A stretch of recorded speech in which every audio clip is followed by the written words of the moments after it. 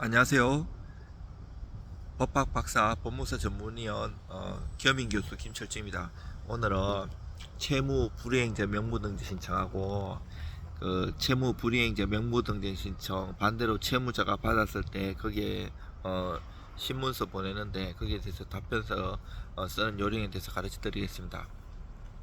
우리가 채권자에게 채무자가 돈을 갚지 않으면 뭐 집행권은 뭐 공정 쓴 게 있으면 그 공정증서에다가 공정사무실 가면 집행문을 발급받아 가지고 어 확정되고 6개월 동안 안 갚으면 채무불이행자 명부등재 신청을 할 수 있어요.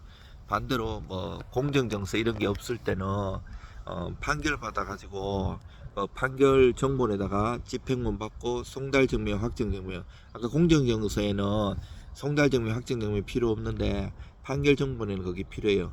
만약에 근데 지급명령이라면 지급명령 결정 전본 자체에 집행제 효력이 있기 때문에 집행문은 필요 없고 송달증명 확정증명도 필요 없어요. 왜냐하면 지급명령 안에다 이렇게 송달일 확정일이 다 적혀 있어요.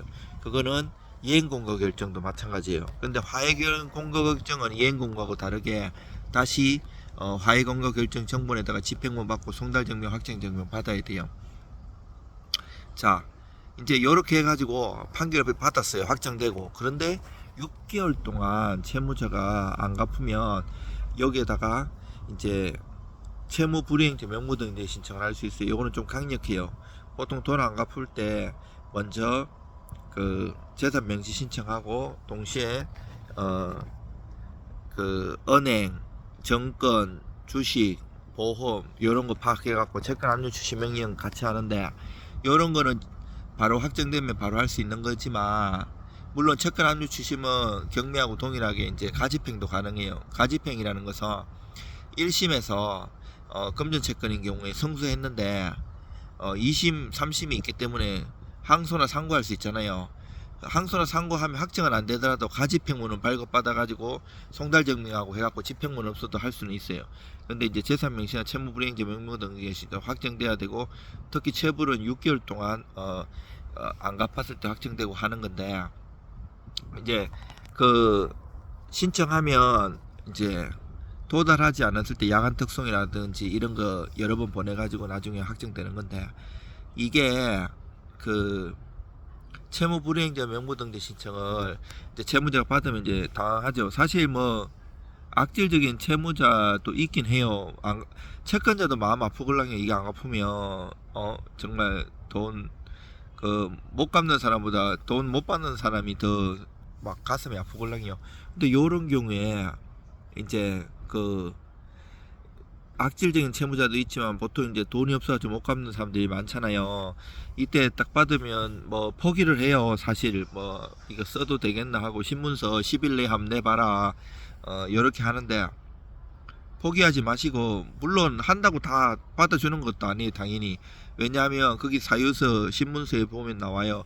아니 네가 채무가 없거나 채무가 있는데 갚았거나 이런 경우에는 답변서 내보라고 하는데 보통 둘 다 아니잖아요. 아닌 경우에는 정말 감정에 호소해가지고 정성껏 써야 돼요. 물론 억울하게 판결받은 것도 있어요. 뭐 2심 3심을 제기 안 했거나 제대로 대응하지 못한 경우나 아니면 뭐 상대방이 지급명령을 보냈는데 가족이나 회사원이 받아가지고 알려주지 않아가지고 그대로 확정된 경우도 있어요. 이거는 집행이라서 소송을 다투는 건 아니에요. 그렇지만 억울한 부분에 대해서 판사님이나 상대방 채권자한테 얘기를 쭉 쓰면서 또 감정적으로도 좀 그 악감정으로 대응하는 게 아니고 조곤장하게 지금 뭐 몸이 아픈다든지 지금 갚을 형편이 어렵다든지 여러 가지를 해가지고 내가 뭐 시간을 준다든지 월 변제액을 이렇게 하겠다 아니면 뭐 원금이나 이자를 좀 대폭 깎아주면 변제를 한번 해보겠다 등 여러 가지를 해가지고 그거를 법원에 내면 물론 법원은 원칙대로 하면 그거를 상대방한테 안 보내도 되죠. 왜냐면 그게 사유가 다 갚은 게 아니잖아요. 근데 이제 만약에 안 보내주면 법원에 부탁드려가지고 이제 상대방한테 그 내용에도 쓰면 대부분 많이 보내주십니다. 그러면 채권자도 받아보고 어차피 돈 체불까지 왔을 때는 채권자도 어디 뭐 신용 조사를 한다든지 재산 명시를 통해 갖고 재산이 없는 거 알걸랑요. 그러면 이런 경우에는 못 받는 거보다 조금씩 받는 게 더 걸랑요. 시효도 그렇고 소멸시효가 뭐 판결문 같은 게 10년이지만 이 나중에 10년 지나면 그 시효 연장 소송도 해야 되고 또 그 민법 총칙에 보면 소멸시효 중단 제도가 있어요. 뭐 얘가 그 청구 채무의 성인 그리고 상대방이 그 이제 그 야가 조금씩 변제를 해버리면 변제했는 때까지는 그 시효가 또 중단되는 거걸랑요. 여러 가지 이제 그런 것도 있고 여러 가지가 있기 때문에 또 이제 그 일반인이 사실 쓰는 거하고 저희들 전문가들이 쓰는 거하고는 천지 차이가 나긴 나요. 그리고 이제 내가 이 방송 여기 유튜브 상으로도 이제 다른 법무사 변호사보다는 많이 가르쳐 드리기는 하는 거지만 다 가르쳐 드릴 수는 없는 거거든요.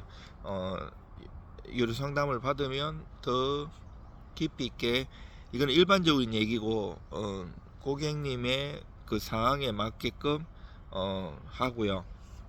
글을 쓰더라도 한두 장 쓰는 게 아니고 수십 장 써가지고 정말 이렇게 진실되게 해가지고 감동시킬 수 있게끔 그렇게 글을 씁니다. 저 같은 경우는 법학 박사도 따고 논문이나 책 쓰는 게 취미고 글 쓰는 걸 좋아합니다. 뭐 요즘 AI가 많이 발전됐다고 하더라도 내용도 틀리고 AI 수준으로 그렇게 써갖고는 택도 없습니다. 제대로 AI가 오히려 요즘 AI가 많이 발달했잖아요. 뭐 챗GPT라는 이런 것도 법무사 변호사들 많이 쓴다는데 큰 효과 없어요. 그 내용 수준은 아직까지는 그 고도의 전문 수준이 아니에요. 그렇게 써갖고는 이제 이게 좀 달라요. 법원에서 잘 쓰는 용어 이런 게 있걸랑요. 그래서 그리고 그거를 득대고 하는 게 아니고 이걸 보고 판단할 수 있어야 되기 때문에 오히려 전문 지식이 많이 한 사람들은 앞으로 더 필요성이 있을 거라고 생각해요. AI 시대에 이제 법무사 변호사나 전문 지식이 없어진다는 얘기인데 그것도 반은 맞고 반은 틀려요. 그러니까 일반적으로 공부 안 하거나 제대로 연구 안 하는 사람들은 도태되고요. 오히려 이제 더 공부 많이 하고 이런 사람들 더 필요한 시기가 왜냐하면 이제 AI가 쓰더라도 그거를 판단하고 AI는 한 5, 60%밖에 안 되거든요. 그거를 더 업해가지고 쓸 수 있는 능력이 있어야 되거든요. 그래가지고 하고 이제 강제집행 같은 것도 제가 이제 대기업 거래 법무사로서 한 13, 14년 했었어요. 그 강제집행 이제 소송 해가지고 판결 받아갖고 뭐 재산 명시, 채권 압류 추심, 채권 압류 전부, 경매, 재산 명시, 재산 조사, 채무 불이행자 명부 등 수십 가지가 넘어요. 강제 집행할 수 있는 거. 그러면 그때 따라서 이제 상대방이 그런 반응들이나 그런 걸 보면서 어떻게 이제 대응하고 또 상대방은 또 채무자는 이제 개인회생이나 파산도 많이 하걸랑요. 그러면 또 채권자 회사에서는 이거를 깨달라 이의 신청해가지고 이런 거 해갖고 이런 것도 연구하고 그 법무사업은 한 개만 해갖고는 안 되고요. 그 전체적으로 수백 개의 일 종류가 있어요. 그걸 다 할 줄 알아야 돼. 알 줄 알면서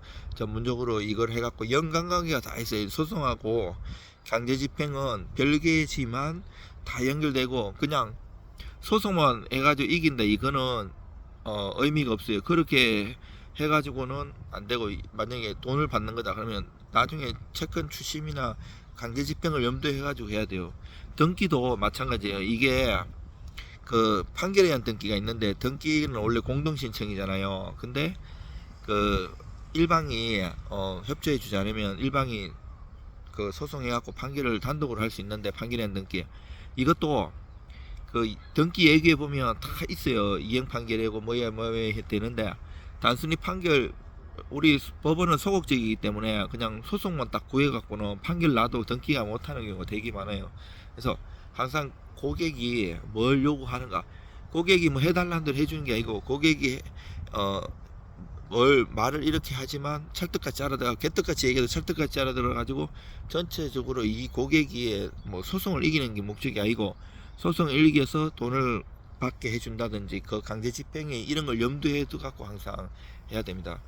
여러분들 이제 날씨가 좋습니다. 여름입니다. 여기 보시면 여기 보이시죠? 그 여러분들 힘내시고 그뭐 채권자 입장이든 채무자 입장이든 연락 주시면 제가 성심성의껏 도와드리겠습니다. 이상 김철중입니다.